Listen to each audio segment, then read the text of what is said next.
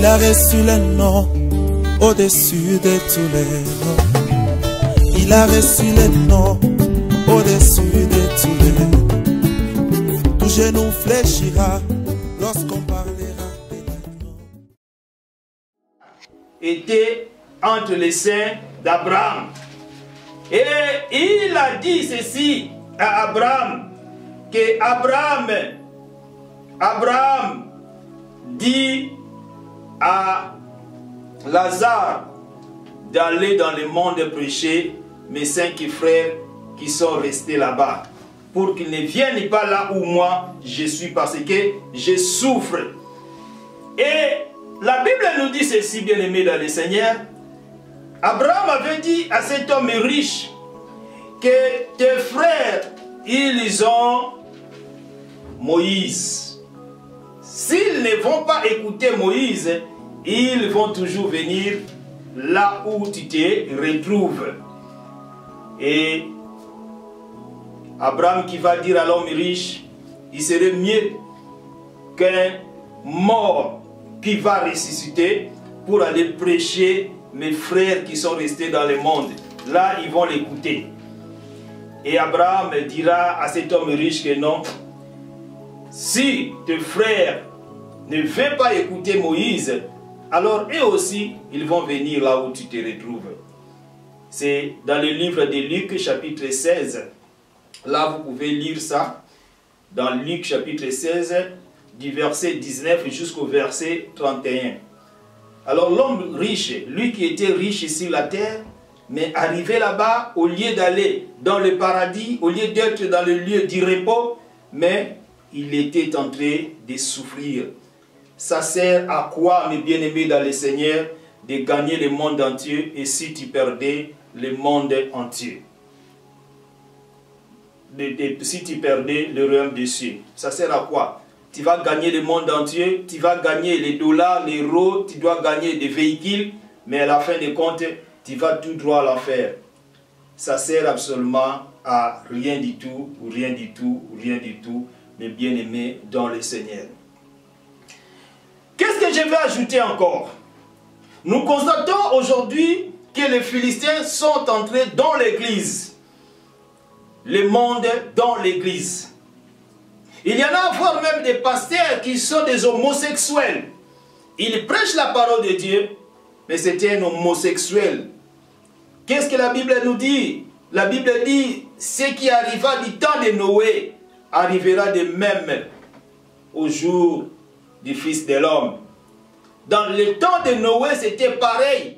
Il y avait des homosexuels, il y avait des lesbiennes, il y avait des prostituées, il y avait des gens qui commettaient des crimes et des abominations devant le Seigneur.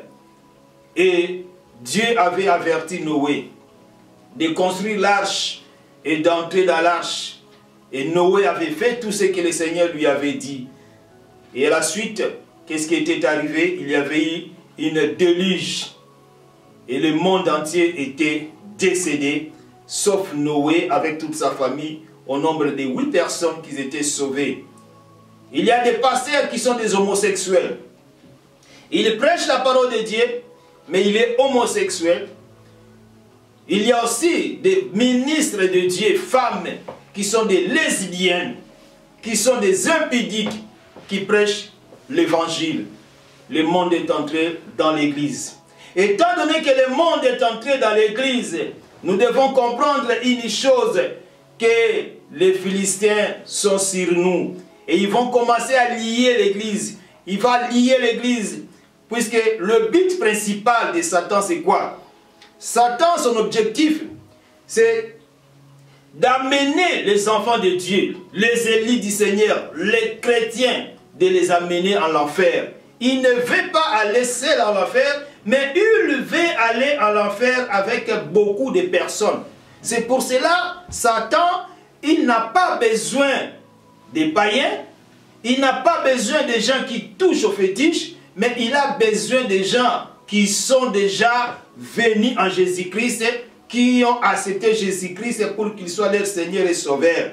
Et la raison pour laquelle le diable est en train de faire par tous les moyens pour fermer les enfants de Dieu, pour les amener en l'enfer. Mes bien-aimés dans le Seigneur, nous devons faire très attention parce que les jours sont mauvais. Les jours sont très mauvais, bien-aimés dans le Seigneur. Les Philistins sont sur toi, l'Église. Qu'est-ce que je peux ajouter encore? Il y a des pasteurs qui prêchent la parole de Dieu. Mais pendant leur prédication, au lieu de présenter Jésus-Christ au peuple de Dieu, ils commencent à dire leurs biens, comment ils s'habillent, comment ils ont beaucoup d'argent, comment ils voyagent, comment ils font ceci, comment ils font cela. Bien-aimés, les enfants de Dieu, s'ils quittent leur maison, ils viennent à l'église, c'est pour écouter la parole de Dieu. C'est pour écouter Jésus-Christ. C'est pour que Jésus-Christ soit élevé. Ce n'est pas pour que nous présentons nos biens, c'est pour que le monde nous connaisse. Non. Ça sert à quoi de dire que bien-aimé dans le Seigneur? Ça sert absolument à rien du tout, rien du tout, rien du tout. Nous allons lire un verset encore dans le livre de Luc, chapitre 22, au verset 10. Luc, chapitre 22, verset 10. Je lis la parole de Dieu au nom de Jésus-Christ. La Bible dit, il leur répondit, voici quand vous serez entrés dans la ville, vous rencontrerez un homme portant une cruche d'eau. Suivez-le dans la maison où il entrera. Jésus, pendant qu'il préparait le Pâques, il voulait manger le Pâques ensemble avec ses disciples. Et il avait envoyé ses disciples pour aller chercher l'endroit où il va manger le Pâques avec ses disciples. Et la Bible dit, si vous commencez la lecture à partir du verset 7 dans le livre de Luc au chapitre 22, la Bible dit, le jour des pains sans levain où l'on devait immoler la Pâque arriva. Et Jésus envoya Pierre et Jean en disant, allez nous préparer la Pâque afin que nous la mangions. Ils lui dirent, où veux-tu que nous la préparions? Il leur répondit, voici quand vous serez entrés dans la ville, vous rencontrerez un homme portant une cruche d'eau. Suivez-le dans la maison où il entrera. C'est-à-dire, il avait envoyé Pierre et Jean pour aller chercher un endroit où il devait fêter la fête des Pâques avec ses disciples. Alors, ses disciples lui avaient posé la question, mais comment est-ce que nous allons trouver la place? Et Jésus va dire à ses disciples, Pierre et Jean, que allez-y, et vous allez voir un homme qui va porter une cruche sur sa tête remplie d'eau, et vous allez suivre cet homme jusqu'à sa maison. Et vous allez dire à cet homme que notre maître nous a envoyé pour préparer une place chez toi ici pour manger la Pâque. Pourquoi Jésus avait dit à Pierre et Jean de suivre une personne qui avait la cruche remplie d'eau? Or, l'eau c'est quoi? L'eau c'est la parole de Dieu. L'église du Seigneur doit suivre une personne qui a la parole de Dieu. Si toi tu as une cruche vide, tu n'as pas la parole de Dieu. Tu veux nous raconter que des histoires, tu veux nous raconter que tu es bien, tu as beaucoup d'argent, tu as autant de voitures, tu as ceci, tu as cela. Comment est-ce que le peuple de Dieu pourront te suivre? Puisque dans tout ce que tu racontes dans ton église, il n'y a pas la vie. Il n'y a que la mort. Il n'y a que la mort dans le pot. Mais Jésus avait dit à Pierre et Jean de suivre cette personne qui avait la cruche remplie d'eau. C'est-à-dire, les enfants de Dieu, le peuple de Dieu, ils doivent suivre une personne qui a une cruche remplie d'eau. C'est-à-dire, ils doivent suivre une personne qui a la parole de Dieu. Qui a la parole de Dieu, parce que la parole de Dieu doit les convertir. Ils doivent abandonner les péchés à travers la parole qu'ils vont écouter. Car la Bible dit que la foi vient de ce qu'on entend. Et ce qu'on entend vient de la parole de Dieu. Mais ça sert à quoi de prêcher des fables? Ça sert à quoi de prêcher des biens devant la foule? Ça sert absolument à rien du tout, bien-aimé dans le Seigneur. Et la raison pour laquelle nous voyons aujourd'hui les Philistins sont entrés dans nos églises. Les Philistins sont déjà dans l'église. Et personne ne le sait. Petit à petit, nous allons comprendre que réellement dans nos églises, il y a des Philistins. Les pasteurs sont devenus des jaloux. Les pasteurs sont devenus des ennemis de tel pasteur, de tel pasteur.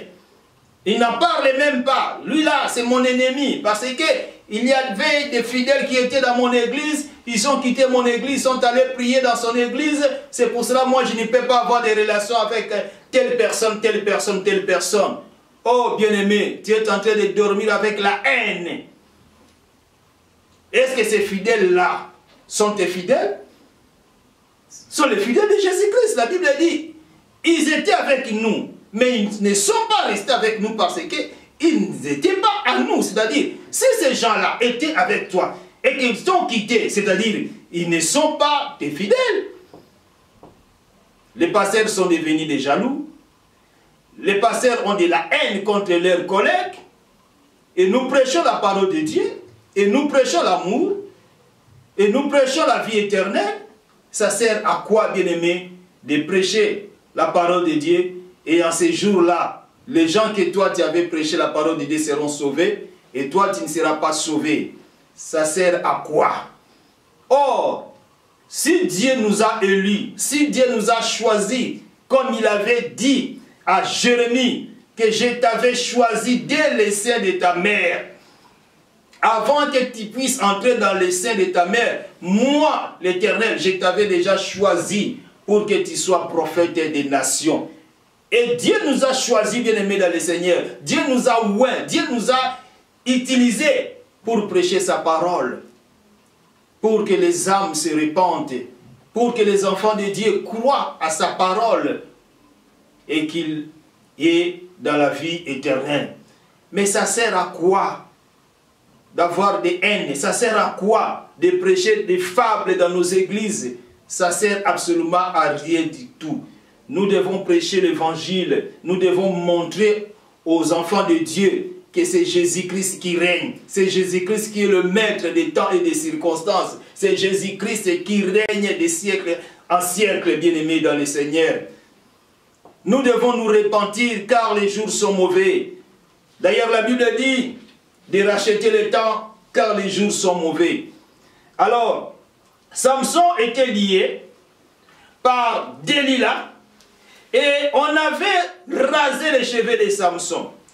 Pourquoi les cheveux de Samson étaient rasés? C'est parce que Samson lui-même avait révélé les secrets de sa force à sa femme Delilah. Et à cause de cela, Samson devait subir les conséquences de tout ce qu'il avait fait. Bien-aimé dans le Seigneur, Samson était au courant qu'il ne devait jamais dire la vérité. Il ne devait jamais révéler les secrets de sa force à quelqu'un.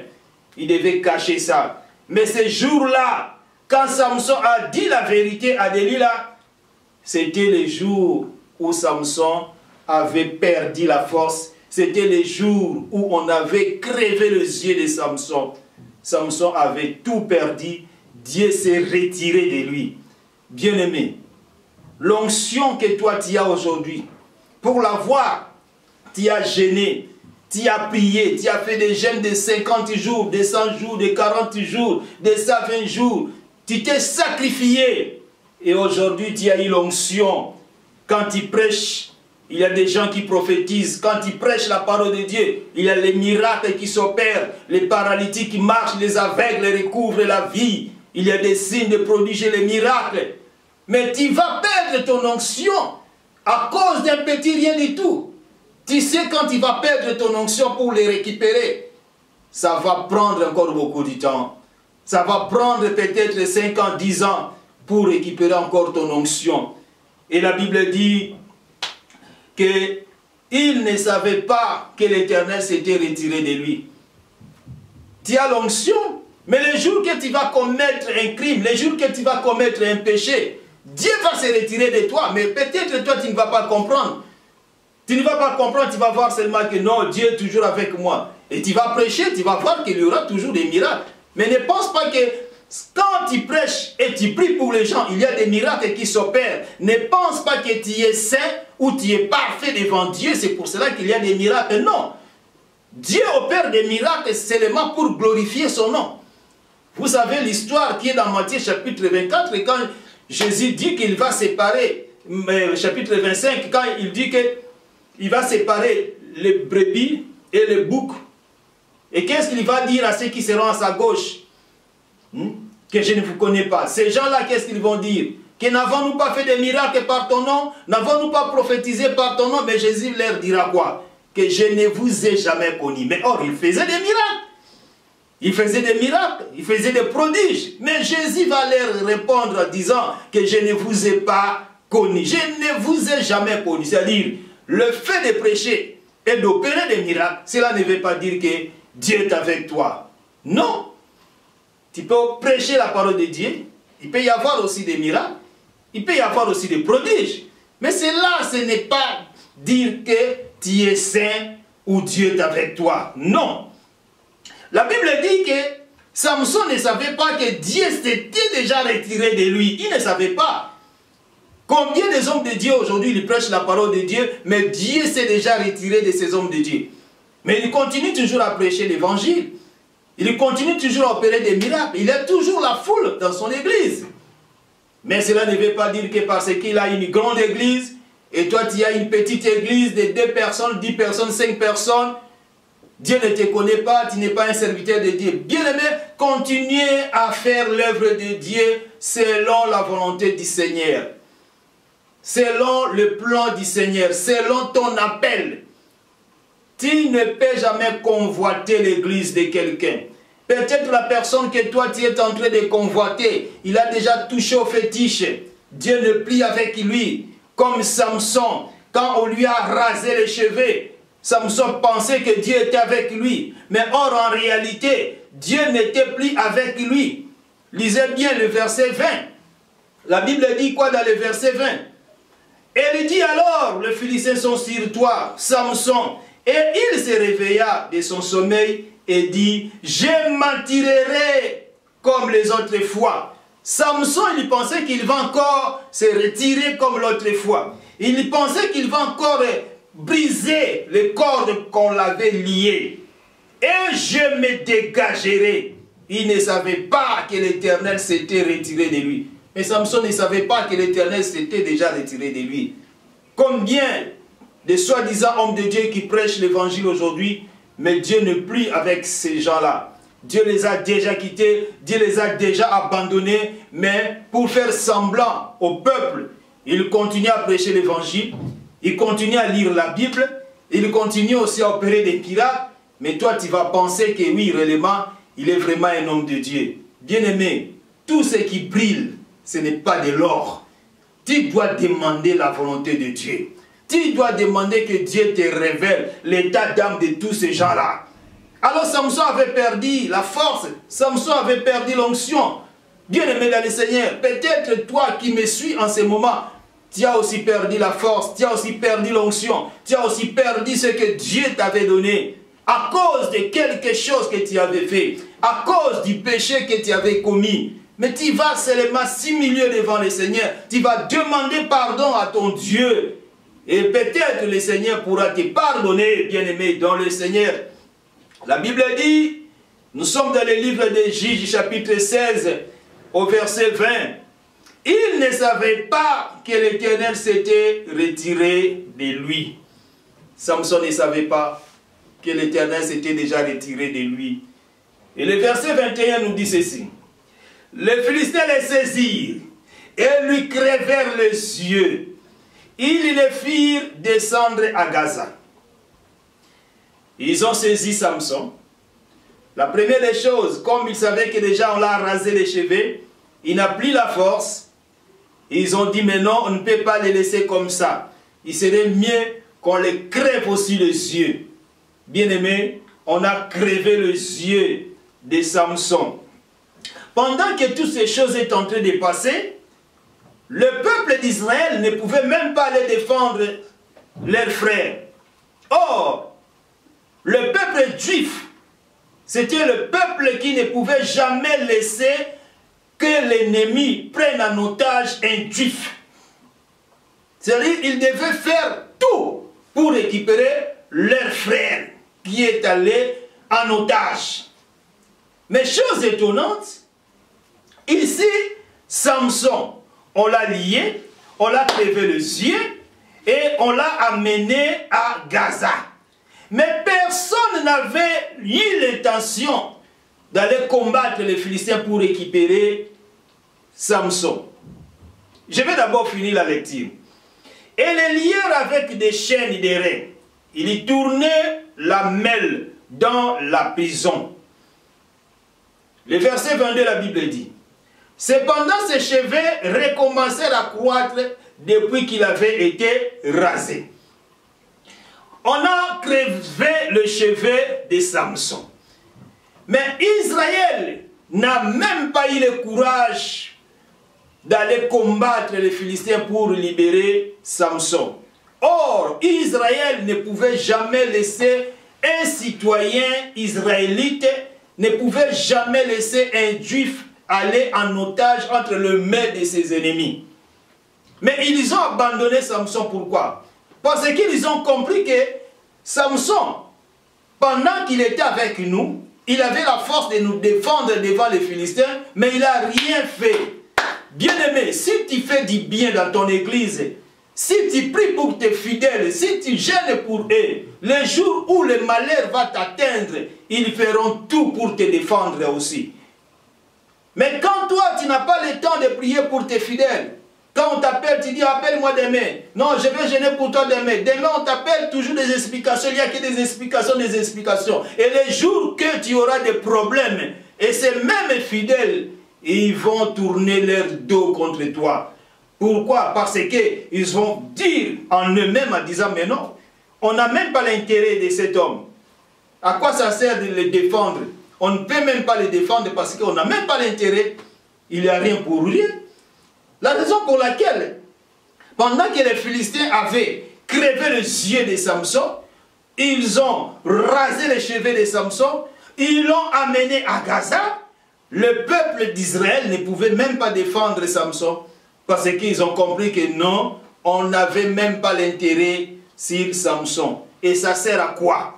Bien, mais dans le Seigneur, chers collègues, ministres de Dieu, serviteurs de Dieu, tu dois accepter de souffrir, tu dois accepter de gêner pour tes fidèles. Tu dois prier pour les enfants de Dieu, même si on ne te donne rien, peu importe, continuez toujours à servir le Seigneur. Et le Seigneur lui-même va se souvenir de toi, les jours J. Et on a amené Samson dans la prison, et la Bible dit quel travail que Samson faisait. Il tournait la mêle dans la prison. Il tournait la mêle dans la prison tous les jours. Chaque jour, Samson était là, en train de tourner la mêle dans la prison, en train de tourner la mêle dans la prison, parce qu'il était devenu esclave. Lui qui avait l'onction. Bien aimé, même dans le monde spirituel, toi qui prêches aujourd'hui la parole de Dieu, toi qui fais la délivrance, les jours où tu vas commettre l'erreur en disant non, maintenant, je vais aller toucher au fétiche. Quand il va aller toucher au fétiche, sache-le que les démons vont te tuer. Ils vont te bloquer. Je me rappelle d'une histoire qu'on nous racontait, quand on était encore trop jeune, on nous disait, il y avait une femme d'un pasteur. Et cette femme, elle vendait au grand marché. Comme elle vendait, elle voyait qu'elle n'avait pas vraiment assez de clients. Alors, sa voisine était là en train de vendre le même article qu'elle. Elle a contacté sa voisine en disant, mais je ne comprends pas. Moi, je ne vends pas bien, mais toi, tu as beaucoup de clients comme ça. Qu'est-ce que tu fais pour avoir beaucoup de clients? Et pourtant, moi, j'ai pris beaucoup à la maison, mais quand j'arrive au marché, il n'y a pas de clients. Et sa voisine va dire à la femme du pasteur, attends, je vais t'amener quelque part, comme ça, on va te donner aussi quelque chose pour que tu commences à beaucoup vendre. Elle a dit, ok, je suis d'accord. Et un jour, cette femme va dire à la femme du pasteur, bon, on nous a donné le rendez-vous le dimanche. Mais toi, tu es la femme du pasteur, comment tu vas faire? Puisque je sais que vous priez beaucoup, le dimanche, vous n'avez pas le temps d'aller ailleurs. Et la femme du pasteur va dire, non, je dois seulement dire à mon mari que non, aujourd'hui je n'ai pas vraiment le temps d'aller à l'église, mais je vais aller rendre visite à ma mère qui est malade. Ok, cette femme va dire à la femme du pasteur, ça va, d'accord, on va faire comme ça, on va aller le dimanche.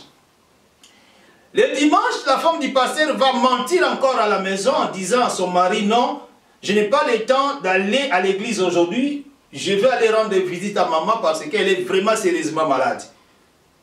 Et l'homme dira à sa femme, mais non, on peut quand même aller à l'église, après l'église, on pourra aller rendre visite à maman. Oh non, en tout cas, vraiment, il faut que j'aille là-bas.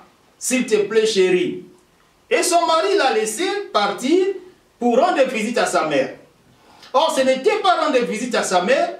La femme du pasteur avait déjà rendez-vous avec une autre femme pour l'amener quelque part. Elles sont allées, elle est allée trouver la femme. Et la femme lui dira, bon maintenant, on va aller. Ils sont allés, arriver au fleuve Congo. Cette femme a invoqué les esprits. Il y avait eu un bateau qui était venu. Le bateau s'est accosté. Et les deux femmes, ils sont montés dans le bateau. Et le bateau a commencé à naviguer. Arrivé au milieu du fleuve, les bateaux étaient disparus. Donc ils étaient tous descendus dans l'eau. Et quand ils sont descendus dans l'eau, sous l'eau, ils ont rencontré des villes extraordinaires, des palais, des pavillons, des belles maisons. Et cette femme avait amené la femme du pasteur chez une déesse, un démon. Elle a dit à cette déesse que je vous ai amené cette femme parce qu'elle a besoin aussi de fétiches, elle veut commencer à vendre comme moi. Et le démon dira à cette femme, mais pourquoi tu as amené cette femme ici?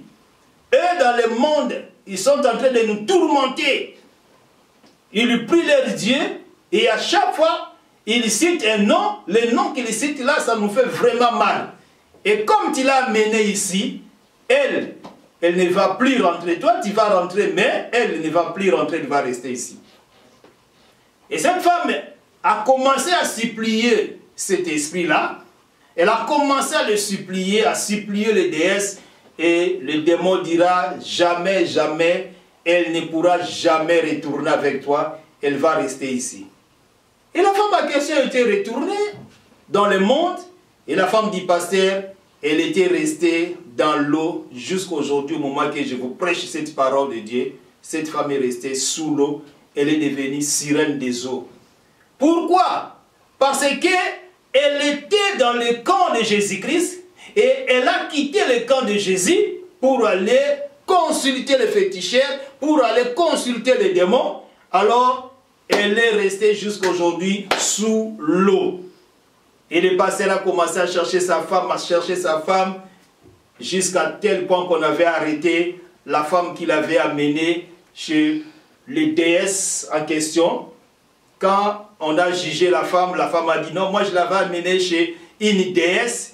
Et cette déesse m'a dit que cette femme ne pourra jamais retourner avec moi parce qu'elle prie beaucoup dans le monde.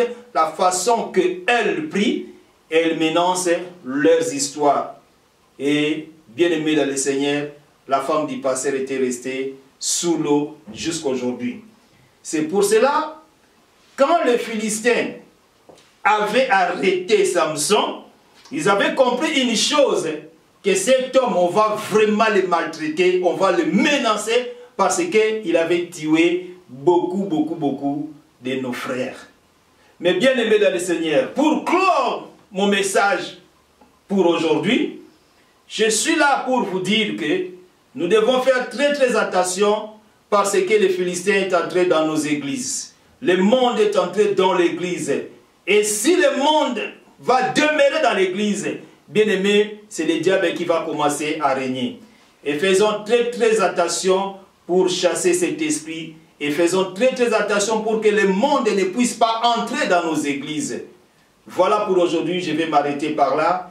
Que le Seigneur vous bénisse et je vous en supplie de partager ces messages, partager ces vidéos et le Seigneur va vous bénir.